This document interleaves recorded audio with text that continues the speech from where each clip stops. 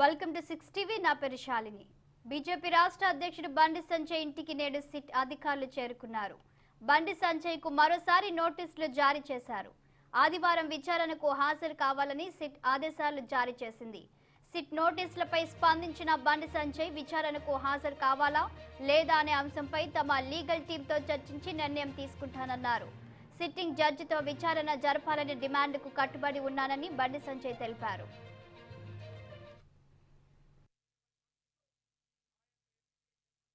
Notice ఒకటి ఇవ్వడం జరిగింది. చట్టం మీద గౌరవం ఉంది కాబట్టి, చట్టం లోపట్నే ఏంటంటే గౌరవం ఉంది కాబట్టి ఒక law abiding సిటిజన్గా Bharatiya Janata party కార్యకర్తలు తర్వాత మా నాయకులు అందరూ కూడా తప్పకుండా వీటి మీద ఏంటంటే విచారణ జరిపించి మా ఒక లీగల్ టీంతో మాట్లాడి ఎప్పుడు మేము రావాలనేది కూడా మేము నిర్ణయిస్తాం.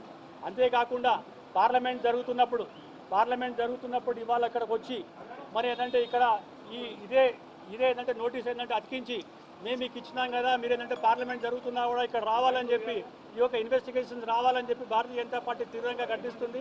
తప్పకుండా వీటి మీద ఏంటంటే సమగ్రమైన విచారణ జరిపించాలని చెప్పి భారతీయ జనతా పార్టీ డిమాండ్ చేస్తుంది. ఆ సిట్ ఇప్పుడు ఇందులో దొంగల్ని పట్టుకునే ప్రయత్నం చేయట్లేదు. అందులో ఒక పేపర్ లీక్ అయిందా, 2 పేపర్ లీక్ అయినాయా? ఇప్పుడు రోజు మన వార్తలు చూస్తున్నట్లయితే మీడియా సంస్థలు చేస్తున్న ఇన్వెస్టిగేటివ్ వార్తల ద్వారా చూస్తున్నట్లయితే చాలా పేపర్ లీక్ అయినాయని చెప్పి రోజు పేపర్ల వార్తలు వస్తున్నాయి.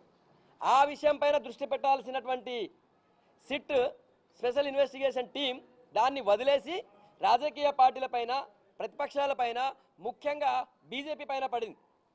వాళ్ళు చేయాల్సినటువంటి విచారణ, వాళ్ళు చేయాల్సినటువంటి ఇన్వెస్టిగేషన్ వదిలేసి కేవలం వాళ్ళు బీజేపీ పైన పడడానికి మాత్రమే ప్రాధాన్యం ఇస్తుంది సిట్.